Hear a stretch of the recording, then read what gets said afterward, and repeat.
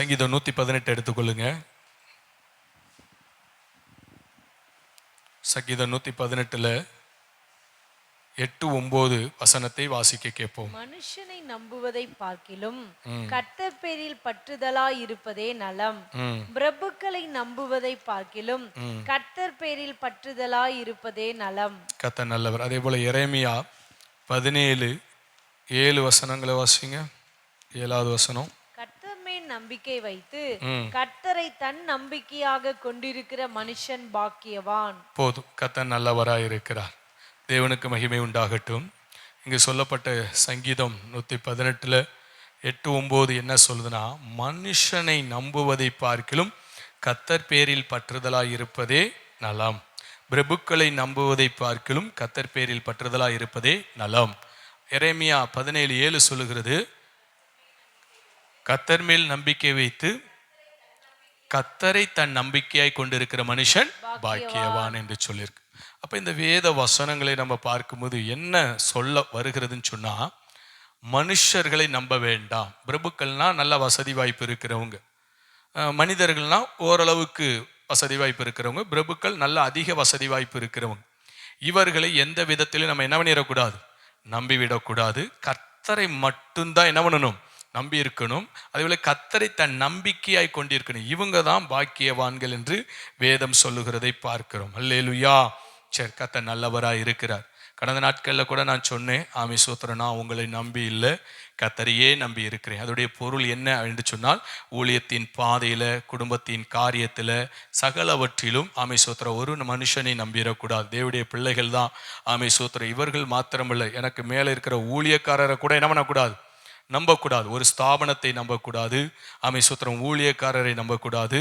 ஆமை சூத்திரம் விசுவாசிகளை நம்பக்கூடாது. உறவுகளை நம்பக்கூடாது. யாரையுமே நம்பக்கூடாது. அதான் மனுஷனை நம்புவதை பார்க்கலும் பிரபுக்களை நம்புவதை பார்க்கலும் கர்த்தர் மேல் பற்றுதலாய் இருப்பதே நலம். கர்த்தரை தான் நம்பி இருக்கணும். என்னிடத்துல கடந்த நாட்களில் புதிதாய் ஒரு குடும்பம் வந்தது. அந்த குடும்பத்துக்கு ஆண்டவரை குறித்து சுவிசேஷமாய் அறிவிக்க ஆண்டவர் கிருபை பாராட்டினார். அவங்க சில கடன் பிரச்சனையில் இருந்தாங்க. அப்போ நான் அந்த விசுவாச வார்த்தைகளை சொன்னேன். ஆண்டவர் உங்களுக்கு உதவி செய்வார், கைவிட மாட்டார், நிச்சயமாகவே தேவைகளை சந்திப்பார் என்று சொல்லி அவங்களுக்கு நான் என்ன பண்ணேன், சோத்திர உற்சாகப்படுத்தினேன்.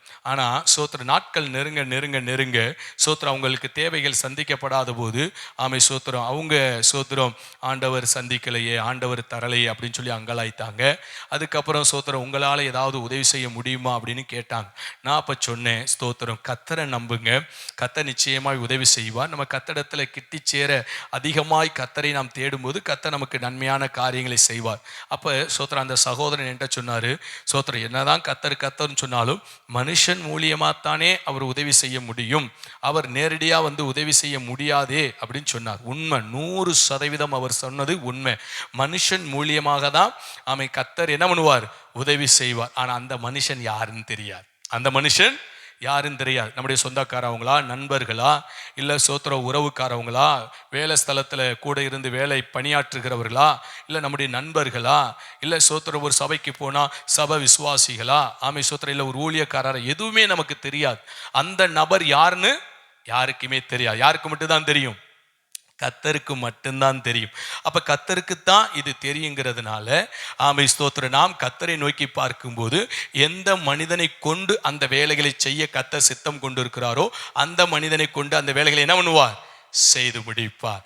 அப்போ கர்த்தர் மேலே தான் நம்முடைய நம்பிக்கையை கொண்டு போகணும். அதனால தான் சொன்னேன், நான் உங்களை நம்பி இல்லை, கர்த்தரையே நம்பி இருக்கிறேன். ஒருவேளை உங்களை நான் நம்பி இருக்கிறேன்னு சொல்லும்போது கடந்த நாட்களில் கூட இந்த பாதை வேலை நடந்தது. அப்போ பாதை வேலை நடந்துச்சுன்னா என்ன பண்ணியிருக்கணும், பாதை வேலை நடக்குதுப்பா, ஜோம் பண்ணி கொள்ளுங்க. சரி, நீங்கள் இதில் யார் வந்து கல்லெல்லாம் வாங்கி கொடுக்குறீங்க, கல் வாங்கி கொடுக்குறவங்க எத்தனை பேர் சொல்லுங்க, கையை தூக்குங்க. சோத்திர ஒருத்தரால் செய்ய முடியலன்னா ஒரு 4 பேர் சேர்ந்து செய்யுங்க. ஆமை சோத்திர ஒரு கல் வந்து 400 ரூபா வருது. அப்போ நம்ம கிட்டத்தட்ட நமக்கு இது வரைக்கும் 320 கல் போட்டிருக்கிறோம்.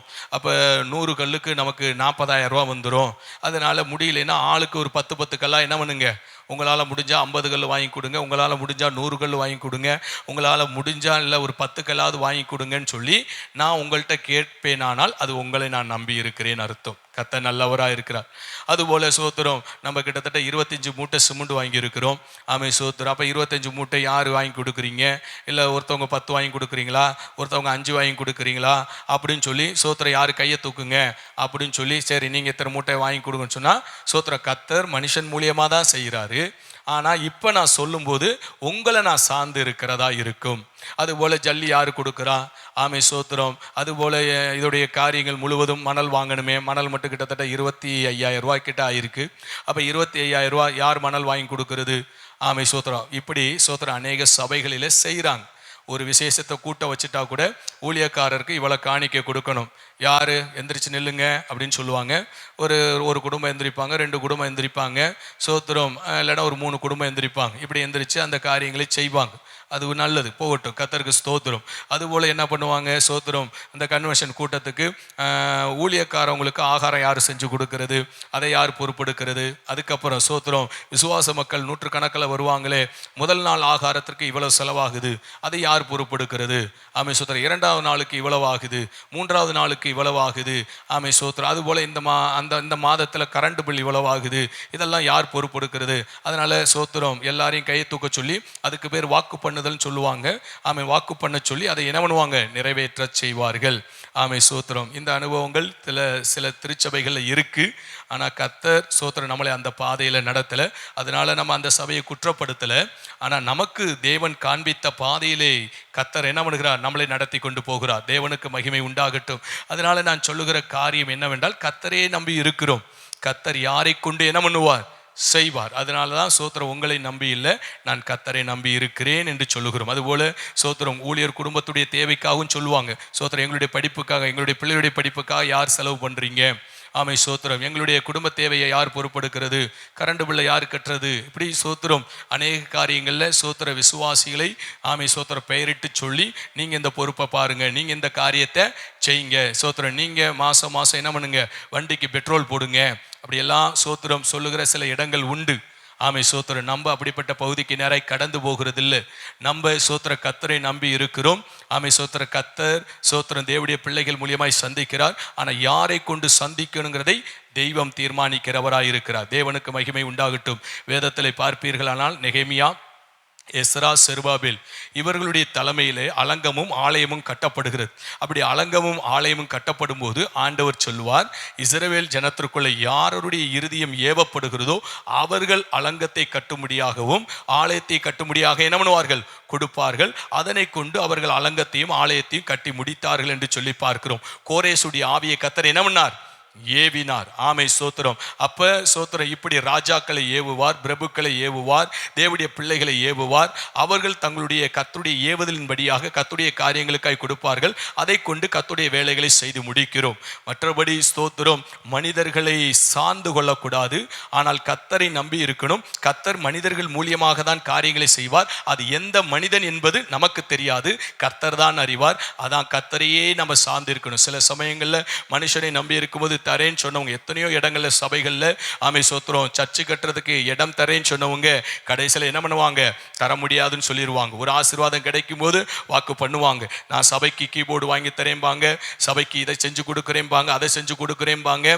ஆமை சோத்திரம். இதை நம்பி ஊழியக்காரர் என்ன பண்ணுவார்? சரி பரவாயில்ல இவங்க வாங்கி தரேன்னு சொல்லியிருக்கிறாங்க, உடனே ஆசீர்வாதம் கிடைச்சிரும், உடனே நீங்கள் வாக்கு பண்ணினீங்களேன்னு போய் நிற்கும் போது அவங்க சொல்லிடுவாங்க, ஐயா மன்னிக்கணும், இதை விட ஒரு பெரிய தேவை இருக்கு, அதனால கொடுக்க முடியலன்னு எத்தனையோ விசுவாசிகள் என்ன பண்ணியிருக்கிறாங்க? சொல்லியிருக்கிறாங்க. அப்படிப்பட்ட காரியங்கள் சாட்சிகள் எத்தனையோ கேட்டு இருக்கிறோம். அப்ப சோத்திர விசுவாசிகளை ஆமை சோத்திர நம்பி போகும்படியாய் சத்துரு என்ன பண்ணுகிறான்? ஊழியர்களை திசை திருப்புகிறவனாய் இருக்கிறான். அதனால அவங்க சொன்னால் அதை குறித்து நம்ம கவலைப்படக்கூடாது.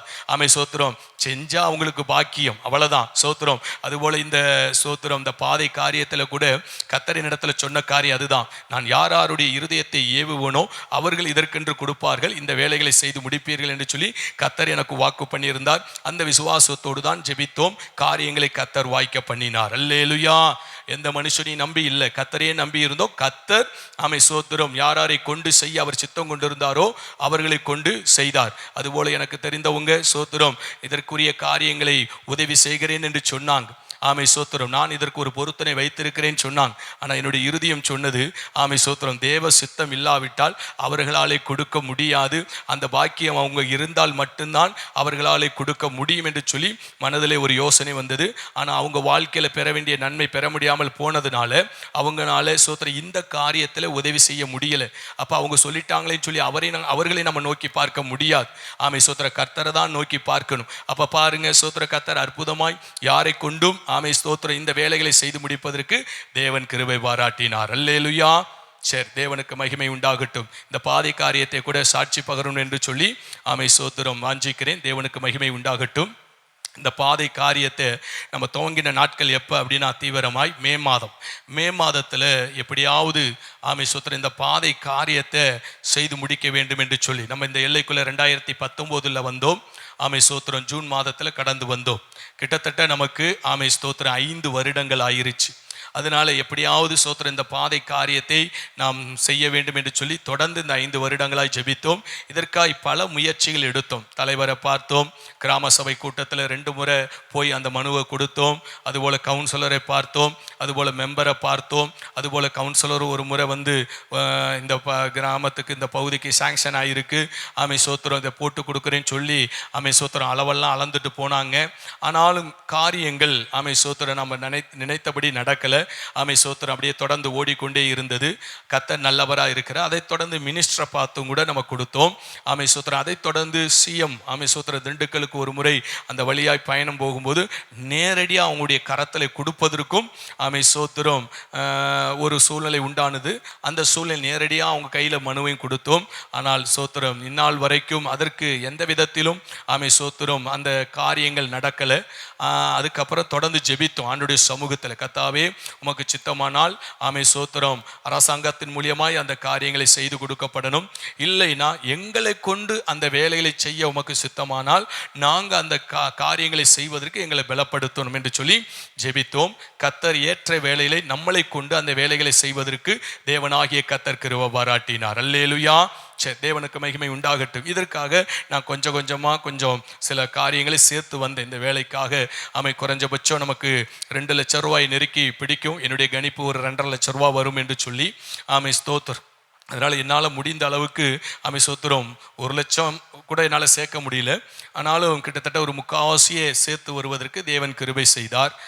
ஸ்தோத்திரம். அதை தொடர்ந்து முதல் கட்ட பணியாக மே மாதத்தில் ஸ்தோத்திரம் நம்ம ஒரு கொஞ்சம் தனிவாய் எடுப்போம் என்று சொல்லி ஜேசிபியை வைத்து அதை தனிவாய் எடுக்க தேவன் உதவி செய்தார். முதல் கட்ட பணியை முடித்து அடுத்து 2வது கட்ட பணி தான் சோத்திரம் இந்த கல்லெல்லாம் அடுக்கி என்ன பண்ணணும், வேலையெல்லாம் செய்யணும் என்று சொல்லி இதற்காய் ஜெபித்து கொள்ளுங்கன்னு சொல்லி வாட்ஸ்அப்பில் சோத்திரம் நம்ம அனுப்பியிருந்தோம்.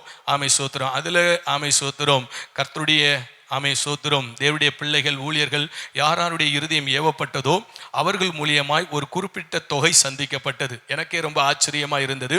அந்த வேலையை அந்த ஓரளவுக்கு பாதையை சுத்தம் பண்ணி தனிவாக எடுத்துட்டு ஒரு 2 நாள் கூட இருக்காது. ஒரு சோத்திரம் ஊழியக்காரர் அம்மா என்னிடத்துல பேசுனாங்க.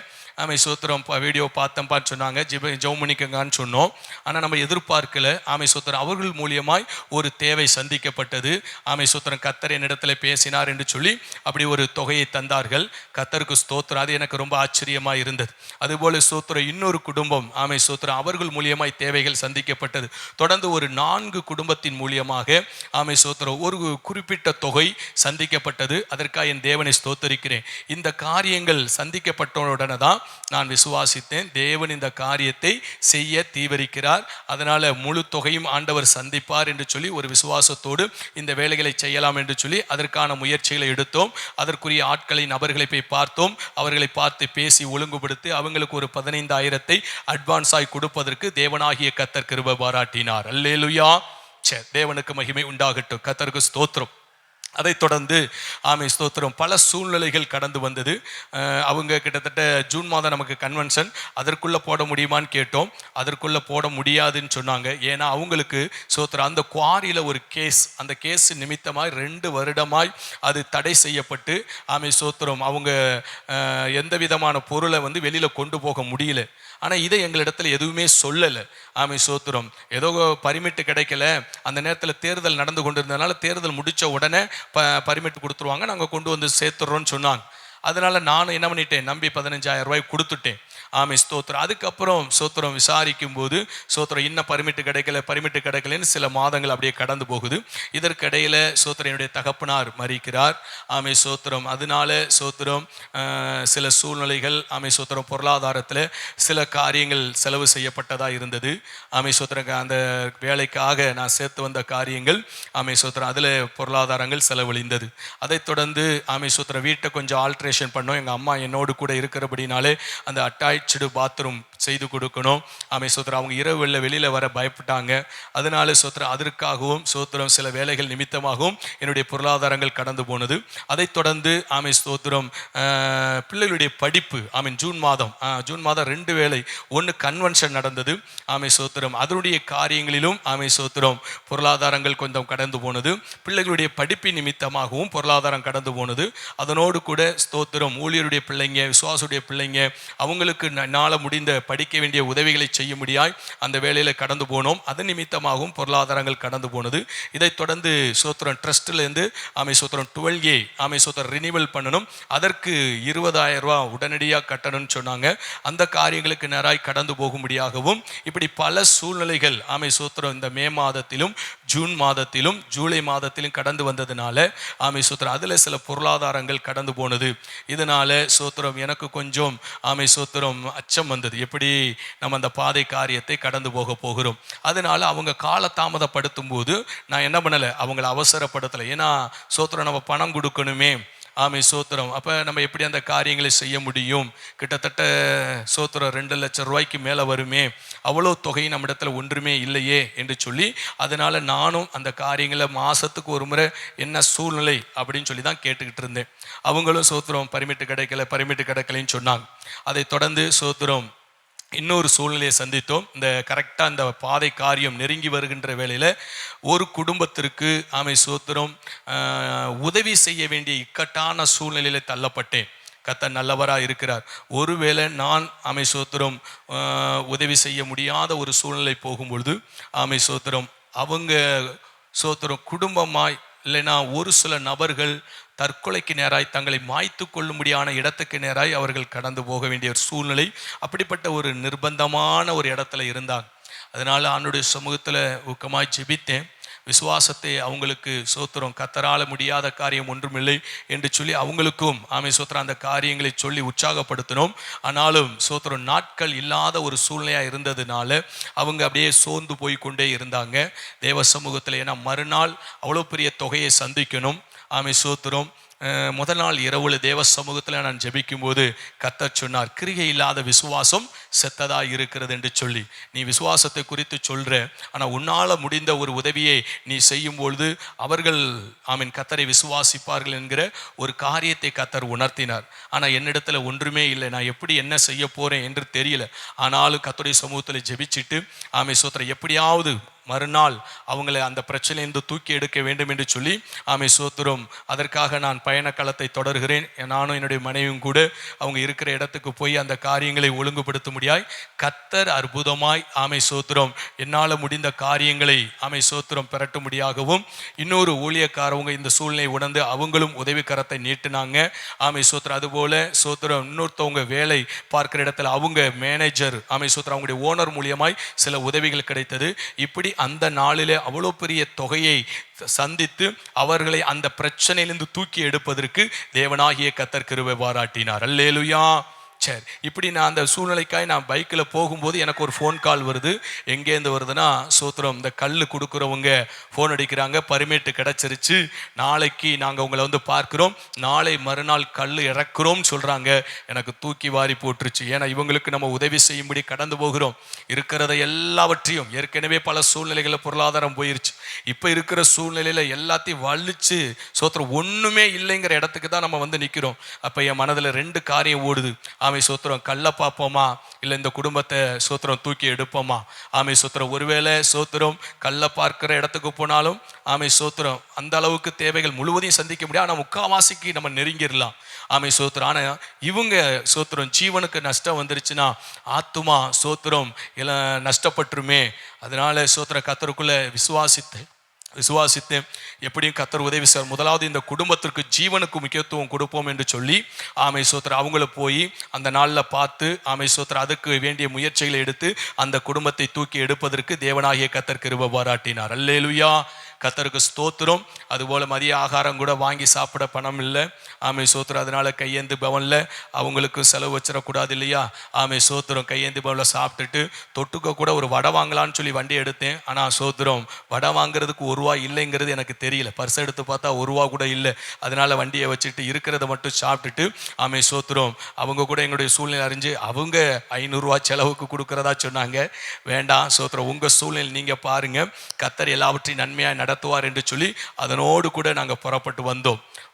ஆமை சோத்திரம். அதுக்கு அடுத்த நாளில் ஆமை சோத்திரம் அவங்க அந்த குடும்பம் அங்கே இருக்க முடியாதபடி ஒரு சூழ்நிலை நிமித்தமாக இங்கே கடந்து வந்தாங்க.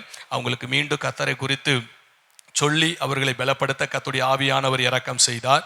அப்போ நான் சொன்னேன், சோத்திரம், மிகுந்த சிரமத்தின் மத்தியில் இந்த காரியத்தில் உங்களுக்கு உதவி செய்திருக்கிறோம், வேணா எங்களுடைய அக்கௌண்ட்டை பாருங்கன்னு சொல்லிட்டு என் மனைவியுடைய அக்கௌண்ட்டை எடுத்து காமிச்சேன். மினிமம் பேலன்ஸ் கூட இல்லை, 125 ரூபா இருக்குது. என்னுடைய அக்கௌண்ட்டில் சோத்திரம் 605 25 தெரியல, வெறும் 605 25 தான் இருக்குது. இவ்வளோ தான் எங்கள்கிட்ட இருக்கிற காரியங்கள். இப்படிப்பட்ட ஒரு சூழ்நிலையில் தான் நாங்கள் இருக்கிறோம். அதனால் நீங்கள் தேவனை பிடித்து இந்த காரியத்தில் உதவி செய்தவர் இனி வருகிற காலங்களிலும் உதவி செய்வார் என்று சொல்லி அவர்களை பலப்படுத்தி சோத்திரம் அவங்களை ஒரு சில நாட்கள் தங்க வைத்து அனுப்பி வைக்க தேவன் உதவி செய்தார். இதற்கிடையில் சோத்திரம் அந்த கள்ளுக்காரர் சொன்னபடியே மறுநாள் வந்துட்டார். வந்ததுக்கப்புறம் சோத்திரம் அவர் பணம் வாங்குறதுக்காக வந்திருக்கிறார். நான் அப்புறம் சொன்னேன், ஐயா சோத்திரம், இதற்கு முன்னால் நான் ஜெபம் பண்ணிட்டு இருந்தேன். என்ன ஜெபம் பண்ணிட்டு இருந்தேன்னா, ஆண்டவரே இதை எப்படியாவது நீங்கள் தடுத்து நிறுத்திடுங்க, ஏன்னா கையில் ஒத்த ரூபா கிடையாது, இந்த வேலையை செய்யவே நம்மளால் முடியாது, அதனால் எப்படியாவது தடுத்து நிறுத்து, அட்வான்ஸை கொடுத்துருங்க அப்படின்னு சொல்லி. அப்போ கடந்த நாட்கள் முழுவதும் நான் அட்வான்ஸை கேட்டுக்கிட்டே இருக்கிறேன். ஆமை சோத்திரம் 10 நாளைக்கு அவங்க வந்து ஒரு வாரத்தில் செஞ்சு கொடுப்பேம்பாங்க, ஒரு வாரம் செஞ்சு முடிக்கலைன்னா அட்வான்ஸை கொடுத்துருங்க. அந்த நாளில் ஃபோன் அடித்தா இன்னும் ஒரு 10 நாள்பாங்க. சரிங்க, இன்னும் ஒரு 10 நாள் நீங்கள் முடியலைன்னா எனக்கு அட்வான்ஸை கொடுத்துருங்க. அதனால் நான் அவர்கிட்டையும் அதிகமாக சொன்னது, கர்த்தருக்கு சித்தம் இல்லை போலக, நீங்கள் அட்வான்ஸை கொடுத்துருங்கன்னு சொல்லி நானும் ஊக்கமாக, ஆண்டவரே இதை தடை செய்திருங்க, 5 வருஷமாய் இந்த பாதையை ஆசீர்வதிக்கப்படணும்னு சொல்லி ஜெபம் பண்ணோம். ஆனால் இப்போ சோத்திரம் எப்படியாவது தடை செஞ்சிருங்கன்னு சொல்லி தான் என்ன பண்ணிட்டு இருக்கிறேன், ஜெபம் பண்ணுறேன். சோத்திரம் ஒரு சூழ்நிலை வருது, சரி அட்வான்ஸ் போனாலும் பரவாயில்ல, நம்மளே வேண்டான்னு சொல்லிடுவோம் அப்படின்னு யோசித்தேன். ஆனால் சோத்திரம் நம்ம மாம்சத்தில் முடிவெடுக்கக்கூடாது, அதை கர்த்தரே செய்யட்டும், இல்லைன்னா கர்த்தர் எப்படி நடத்தினாலும் பரவாயில்ல அப்படின்னு சொல்லி அந்த பகுதியில் ஜெபித்து கொண்டே இருந்தோம். அப்போ தான் அந்த நபர் வந்து பணம் கேட்க வந்திருந்தாங்க. அப்புறம் என்னுடைய நிலவரத்தை எடுத்து காமிச்சேன். ஆமை சோத்திரம், என்னுடைய சூழ்நிலை கடந்த நாட்களில் சோத்திரம் ஒரு குடும்பத்தை பல நெருக்கமான சூழ்நிலை தூக்கி எடுக்க வேண்டிய ஒரு சூழ்நிலை இருந்ததுனால என்கிட்ட இருந்த பொருளாதாரம் ஒன்றுமே இல்லாமல் போய்விட்டது.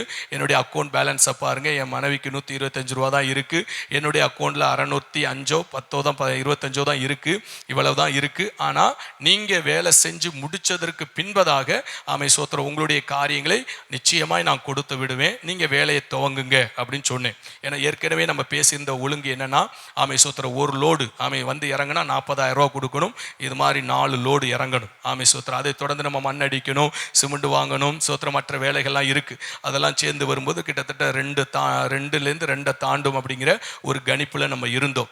அதனால் அவர்கிட்ட சொன்னேன், ஐயா நான் மே மாதம் கொடுத்தேன் ஆமை சோத்திரம், இது வரைக்கும் ஆமை சோத்திரம் இந்த அட்வான்ஸ் கொடுத்த காரியங்களை இந்த கடைசி ஒரு 3 வாரம் தான் முடியாவிட்டால் திருப்பி கொடுங்கன்னு சொன்னோம். மற்றபடி நான் எந்த காரியத்திலையும் ஆமை சோத்திரம் இதை குறித்து நான் உங்கள்கிட்ட என்ன பண்ணலை, அதிகமாக நான் உங்களை வற்புறுத்தலை. அதனால் இந்த காரியத்தில் நீங்கள் எனக்கு சகாயம் பண்ணி கொடுக்கணும், இந்த வேலை முடிக்கிற வரைக்கும் எனக்கு என்ன பண்ணக்கூடாது, என்னிடத்துல பணம் கேட்கக்கூடாது, ஆனால் கண்டிப்பாக வேலை முடித்த உடனே என்ன பண்ணிடுவேன், உங்களுக்கு அந்த காரியங்களை செய்து முடிச்சிருவேன் அப்படின்னு ஒரு விசுவாசத்தோடு அவங்கள்ட்ட சொல்லிட்டேன். அவங்க நம்முடைய சூழ்நிலையை உணர்ந்து சரி ஆண்டவர் உங்களுக்கு தருவார் அப்படின்னு சொல்லிட்டு என்ன பண்ணாங்க, சோத்திரம் அந்த காரியத்துக்கு ஒத்துழைத்தாங்க. அப்போ கூட நான் சொன்னேன், என்னால் கொடுக்க முடியாவிட்டால் என்னுடைய வண்டி இருக்குது ஆமை சோத்திரம், அதை கூட ஓரளவுக்கு விற்றா அதில் நமக்கு ஒரு 50,000 60,000 ரூபா கிடைக்கும். அதை தொடர்ந்து வேறு எதுலையாவது நான் ஒரு பிரட்டி என்ன பண்ணிடுவேன், உங்களுக்கு கொடுத்து விடுவேன்னு சொன்னேன். அப்போ அந்த மனுஷன் சொன்னார், ஐயா நீங்கள் வண்டியெல்லாம் விற்க வேண்டாம், ஆண்டவர் உங்களுக்கு தருவார், நல்லபடியாக அதெல்லாம் முடியும், அதனால் பரவாயில்ல நான் கடந்து போகிறேன்னு சொல்லிட்டு அவங்க அப்படி கடந்து போனாங்க. அதை தொடர்ந்து வாகனத்தை விற்கிறதுக்குரிய வேலைகளெல்லாம் நான் செய்து கொண்டிருந்தேன். ஆமை சோத்திரம் அந்த வாகனத்தை விற்பதற்கு ஆமை சோத்திரம் தோரங்குறிச்சியில் லாசரஸ் நினைக்கிறேன், கத்த நல்ல ஒரு பேர், லாரன்ஸா சோத்திரம், தோரங்குறிச்சியில் லாரன்ஸ்னு ஒரு பிரதர் 2 வீலர் ஒர்க் ஷாப் வச்சுருக்கிறாரு. ஆமை சோத்திரம் அவரிடத்துல வண்டியோடைய சோத்திரம் ஃபோட்டோலாம் அனுப்பி ஆமை சோத்திரம் இன்னைக்கு மார்க்கெட் என்ன, இன்னைக்கு புதிய வண்டி எவ்வளோன்னு கேட்டேன். 1,20,000 மேலேன்னாங்க. சரி இது சோத்திரம் நமக்கு பாதிக்கு மேலே போயிட்டாலே நல்லது தான் அப்படின்னு சொல்லிட்டு சோத்திரம் இதை விற்கணும், அதனால நல்ல விலைக்கு விற்று கொடுங்கன்னு சொல்லி அவர்கிட்ட ஃபோட்டோலாம் எடுத்து அனுப்பி அவர்கிட்ட சொல்லி வைத்திருந்தேன். கடைசியில் பாருங்க சோத்திரம் அவர் இன்னொரு தேவ பிள்ளைகிட்ட சொல்லியிருக்கிறார், எப்பா ஒரு ஊழியக்காரருடைய வண்டி இருக்கு சோத்திரம், அப்படி யாரா இருந்தா சொல்லுங்கன்னு சொல்லி. அவங்க வேற சபையில் இருக்கிறவங்க, அவங்க நமக்கு அறிமுகமானவங்க. அவங்க வண்டியை பார்த்தோன்னா இது செந்துர பாஸ்டர் வண்டி மாதிரில இருக்கு அப்படின்னு சொன்னாங்க. ஆமாப்பா உனக்கு செந்துர பாஸ்டர் வண்டி தான் அப்படின்னு சொன்னாங்க. ஏன் வண்டியை விற்கிறாரு சோத்திரம் தெரியல, வண்டியை விற்க சொன்னாங்க அப்படின்னு சொல்லி. அப்புறம் சோத்திரம் இந்த வேலையெல்லாம் முடிச்சதுக்கப்புறம் அந்த சோத்திரம் அந்த தேவப்பிள்ளை இடத்துல கேட்டாங்க, பாஸ்டர் உங்கள் வண்டியை விற்கிறதா சொல்லியிருந்தீங்களே என்ன விஷயம் அப்படின்னாங்க. நான் சொன்ன இந்த பாதை காரியத்தை நம்ம போடணும், சோத்திரம் பொருளாதாரம் குறைவாக இருந்ததுனால தான் இந்த வண்டியை விற்கலாம் என்று சொல்லி நான் முயற்சி எடுத்தேன், அதற்காக தான் சொல்லி வைத்தேன். ஆனால் எவ்வளோ பிரயாசப்பட்டோம் சோத்திரம் அது தடைப்பட்டு போனது. அதனால கத்தர் சோத்திரம் அந்த காரியங்களில் சோத்திரம் அந்த வழியாய் தேவன் நடத்தவில்லைங்கிறதை புரிந்து கொண்டு அதுக்கப்புறம் விட்டுட்டேன். ஆனால் ஆண்டவர் தேவைகளை ஆச்சரியமாய் சந்தித்தார் என்று சொன்னேன். சரி தேவனுக்கு மகிமை உண்டாகட்டும். அப்போ முதல்லோடு கல் இறங்கும் பொழுது சோத்திரம் அவர் சொன்னார், ஐயா நீங்கள் 40,000 கொடுக்கலைனாலும் பரவாயில்ல, பர்மிட்டுக்கு ஒரு 5,000 ரூபாயத்தை கொடுக்கணும்னு சொன்னாங்க.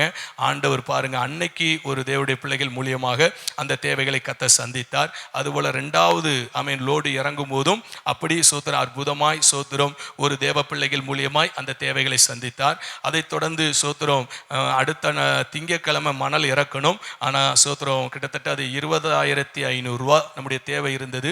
ஆனால் பாருங்க ஸ்தோத்திரம் ஆண்டவர் அற்புதமாய் ஞாயிற்றுக்கிழமை அந்த தேவைகளை சந்தித்தார். இந்த வேலை துவங்கும் போது என்னுடைய மனைவி அக்கௌண்ட் 125 ரூபா, என்னுடைய அக்கௌண்ட் 605 எனக்கு தெரியல. கத்தருக்கு சோத்திரம், இதுதான் இதை வச்சு தான் இந்த வேலையை துவங்கணும். கத்தர் நல்லவராக இருக்கிறார்.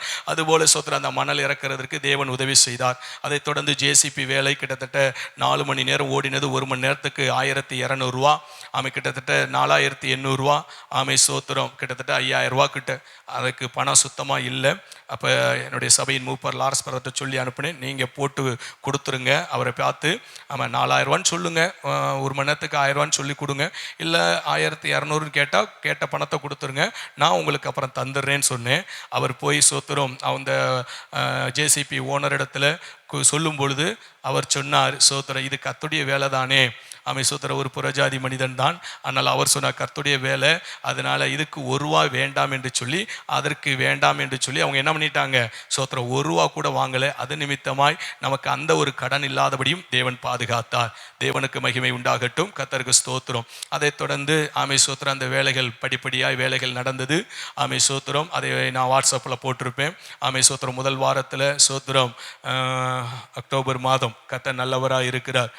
சோத்திரம் 9, 10, 11, 12 சோத்திரம் செப்டம்பர் மாதம் செப்டம்பர் மாதம் 9, 10, 11, 12 4 நாட்கள் சோத்திரம் அந்த வேலை நடந்தது. அதைத் தொடர்ந்து இன்னொரு லோடு வர வேண்டியதாக இருந்ததுனால அதில் கொஞ்சம் காலதாமதமாகி அடுத்து செப்டம்பர் மாதம் சோத்திரம் 19, 20 சோத்திரம் இப்படி 6 நாட்களுக்குள்ள அந்த வேலைகளை செய்து முடிக்க கர்த்தர் உதவி செய்தார். சோத்திரம் கர்த்தருடைய பெரிதான கிருபையினால அந்த முடிகிற நாள் அந்த கல்லுடைய ஓனர் வந்தார். சோத்திரம் அவரோடு பேசி சோத்திரம் கிட்டத்தட்ட நமக்கு அவருக்கு மட்டும் 1,29,000 ரூபா கொடுக்கணும். ஏன்னா 4 லோடு கல்லுக்கு நம்ம 1 லோடு கேன்சல் பண்ணிட்டோம். சோத்திரம் இது போதுமானது என்று சொல்லி, அதனால சோத்திரம் 320 கல்லுக்கு 400 படி கணக்கு போட்டு சோத்திரம் அதுக்கப்புறம் கல்லுக்கால் கொடுத்தாங்க. அதுக்கு ஒரு 1,000 ரூபா போட்டு 1,29,000 ரூபா. ஆனால் அன்னைக்கு அது வரைக்கும் அவருக்கு கொஞ்சம் கொஞ்சமாக ஒரு சோத்திரம் 60,500 ரூபா கொடுத்துருந்தேன். அன்னைக்கு சோத்திரம் 39,500 கொடுத்து 1,00,000 ரூபாய் ரவுண்டு பண்ணி முடிச்சுட்டு இன்னும் 2 நாள் சோத்திரம் சனி ஞாயிறு திங்கட்கிழமை உங்களுக்கு அந்த காரியங்களை செய்து கொடுத்துட்றோம்னு சொன்னோம். கர்த்தருடைய பெரிதான கிருபையினாலே சோத்திரம் அவங்களும் சோத்திரம் அந்த 1,00,000 ரூபாய் வாங்கி கொண்டு கடந்து போக கர்த்தர் உதவி செய்தார். அதுபோல் அந்த இடைப்பட்ட நேரத்தில் அநேக தேவ பிள்ளைகள் சோத்திரம் இந்த பாதை காரியத்திற்காக உதவி செய்தபடினாலே சிமெண்ட் வாங்க கிட்டத்தட்ட 25 மூட்டை சிமெண்ட் வாங்கினோம். அதுபோல சோத்திரம் ஜல்லி கிடைத்தது. சோத்திரம் நமக்கு சோத்திரம் அதுலேயும் கர்த்தர் அற்புதமாய் காரியங்களை செய்து கொடுத்தார். இப்படி தேவனுடைய பிள்ளைகளும் சோத்திரம் என உற்சாகமாய் இணைந்து ஒரு 12-13 பேர், கிட்டத்தட்ட 15 பேர். ஆமை ஸ்தோத்திரம். இந்த 4 நாட்கள், அதுக்கு அடுத்த 2 நாட்கள் அதில் இணைந்து அந்த வேலைகளை செய்வதற்கு ஆமை ஸ்தோத்திரம் கர்த்தர் கிருபை செய்து நேர்த்தியா இந்த வேலைகளை செய்து முடிக்க ஆவியானவர் கிருபை பாராட்டினார். தேவனுக்கு மகிமை உண்டாகட்டும். கர்த்தருக்கு ஸ்தோத்திரம். அதே போல சனி ஞாயிறு முடித்து, இல்லைன்னா ஞாயிற்றுக்கிழமை நான் சாட்சி கொடுத்துருப்பேன். பேலன்ஸ் அமௌண்ட் கொடுக்காதனால என்னால் சாட்சி பகர முடியலை. ஆமை ஸ்தோத்திரம். அப்போ கர்த்தருக்கு ஸ்தோத்திரம். ஆண்டோடைய சமூகத்தில் ஜெபித்தோம். ஆண்டவர் மீண்டும் அதோடைய தேவைகளை சந்தித்து முடித்தார். ஆமை ஸ்தோத்திரம். திங்கட்கிழமை சொன்னபடியே அவங்களுக்கு கொடுக்க வேண்டிய முழு பணத்தையும் செட்டில்மெண்ட் பண்ணுவதற்கு தேவன் உதவி செய்தார். கர்த்தருக்கு மகிமை உண்டாகட்டும். நான் ஸ்தோத்திரம் வரவு செலவு கணக்கை எழுதின போது ஆமை ஸ்தோத்திரம் மொத்தமாக இந்த பாதைக்காக எவ்வளவு வந்தது என்று சொன்னால் 1,72,700 ரூபாய் வந்தது. கர்த்தர் நல்லவராக இருக்கிறார். ஆமை ஸ்தோத்திரம். அதை தொடர்ந்து எவ்வளவு சந்திக்கப்பட்டது என்று சொல்லி பார்த்தால் ஆமை ஸ்தோத்திரம் 1,69,700 ரூபாய். ஒரு 3,000 ரூபாய் பெண்டிங்கில் இருந்தது. அப்போ நினச்சேன், ஸ்தோத்திரம், ஆண்டவர் முழு தேவையை சந்திச்சிட்டாரு.